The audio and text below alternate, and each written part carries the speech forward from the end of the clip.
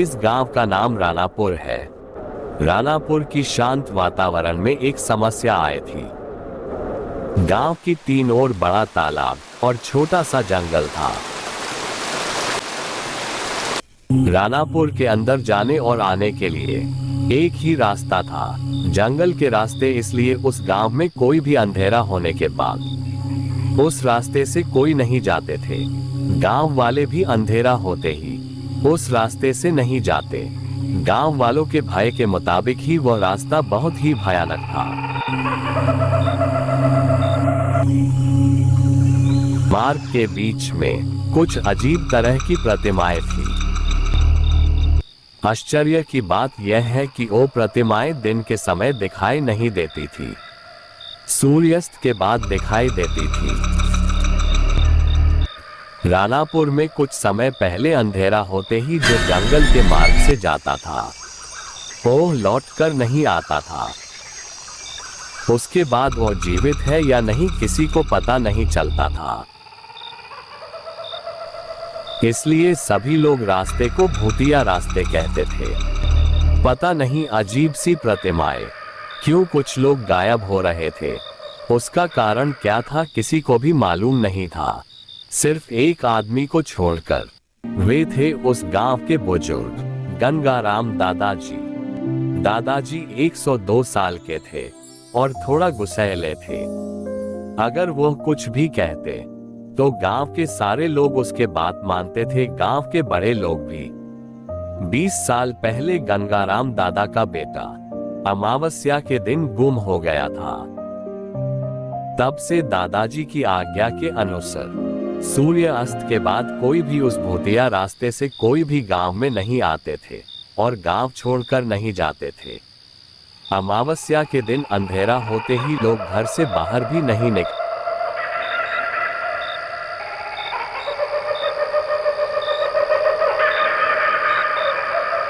उसी प्रकार पूर्णिमा के दिन सभी ढोल बजाते हुए गांव की दामन में बकरी की बाली देकर पीछे न मुड़कर सभी लोग अपने अपने घरों के दरवाजे बंद कर लेते हैं।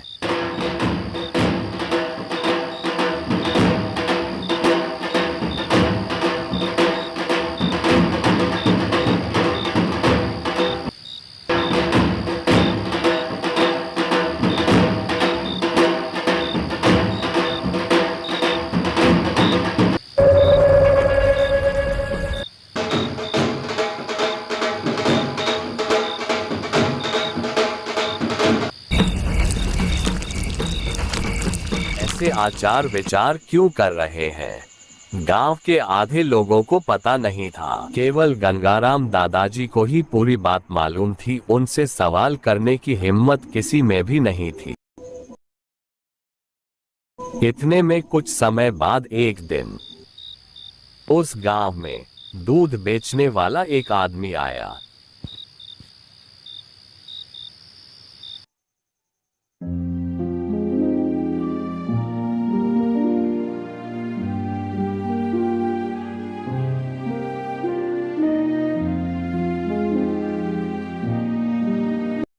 देखो बेटा, जाने अनजाने में तुम पहली बार व्यापार करने के लिए हमारे गांव आए हो। हमारे गांव में भूतिया मार्ग से कोई भी नहीं आता। तुम जो दूध बेचते हो बहुत ही स्वादिष्ट होता है। हर दिन हमारे गांव के लोगों से ऐसे ही दूध बेचो। लेकिन पूर्णिमा के दिन और अमावस्या के दिन हमारे गांव बिल्कुल मत आना। हर दिन सूर्यास्त के पहले ही तुम गांव छोड़कर चले जाना, वरना तुम्हारे ऊपर खतरा है। ठीक है साहब, मैं पड़ोस का गांव का हूँ। यह जानकर भी आपके गांव में व्यापार करने के लिए दे रहे हैं। है तुम्हारे जैसा अगर कोई अच्छा दही बेचने वाला हो तो लेकर आना। हमारे गांव में गाय न होने के कारण दूध और दही के लिए बहुत परेशान हो रहे हैं। मेरा एक दोस्त बहुत ही स्वादिष्ट दही बेचता है। कल से हम दोनों साथ आएंगे। मैंने तुम्हें जो कुछ भी बताया, मैं अपने गांव के बारे में यह सब सारी बात बताकर लाना। ठीक है साहब।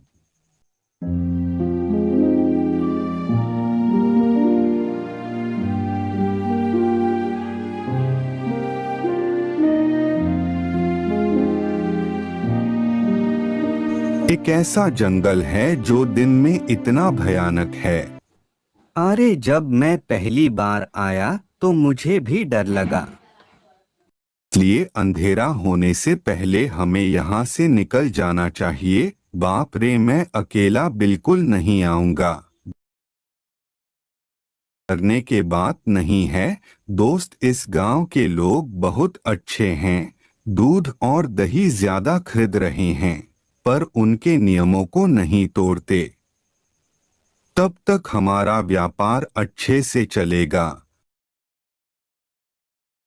वो कौन सा नियम है? मल्लेश कुमार को राणापुर के कायदे कानून के बारे में बताया। वे लोग राणापुर में बहुत अच्छी तरह से व्यापार कर रहे थे। कुछ समय बाद गांव का मुखिया अगर कोई अच्छा घी बेचने वाला हो तो उसे भी बुलाकर लाने को कहा और वो अपने दोस्त गोपाल को अपने साथ ले आए। और गोपाल बचपन से सुन नहीं पाते थे, उसे एकदम नहीं सुनाई देता था, वह बहरा था।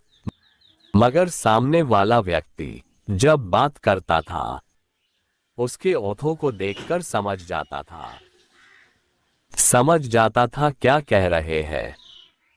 गोपाल को देखे बिना उसके पीछे जाकर कुछ भी बात करो उसे सुनाई नहीं देता था।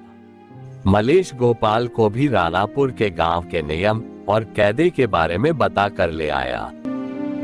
तीनों का व्यापार बहुत अच्छी तरह से चल रहा था।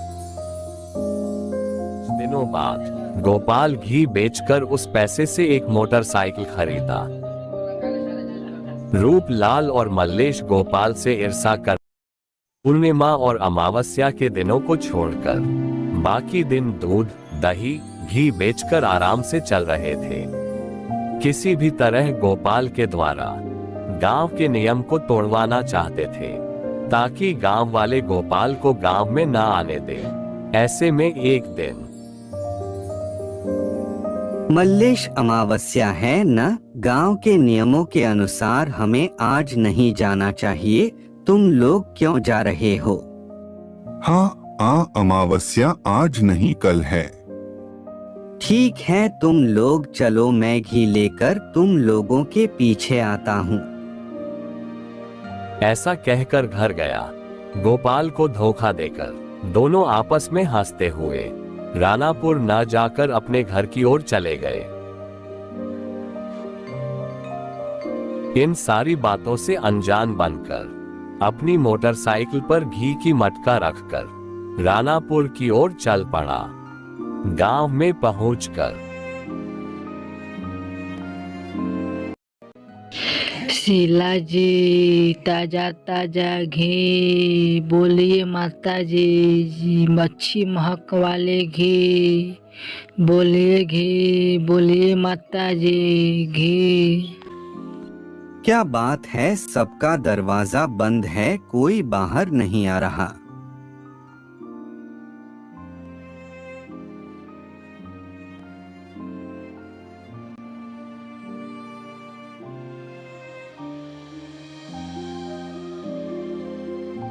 ऐसा सोचते हुए गांव में घूमने लगा मगर एक भी आदमी दिखाई नहीं दे रहा था।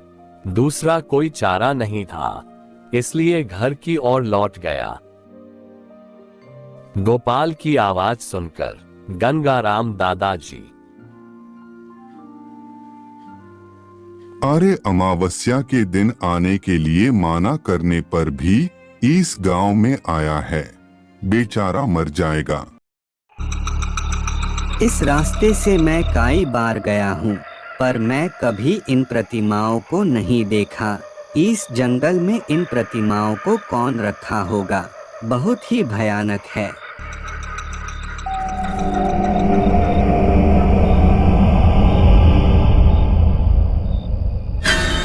प्रियतम, ओ प्रियतम, मैं तुम्ही को बुला रही हूँ। प्रियतम, ओ प्रियतम, तुम्ही को बुला रही हूँ, इधर देखो।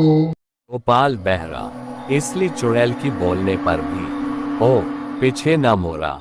और वहां से चला गया। इस कहानी का दूसरा एपिसोड देखने के लिए कृपया आप लोग लाइव चैनल को सब्सक्राइब कर दीजिए।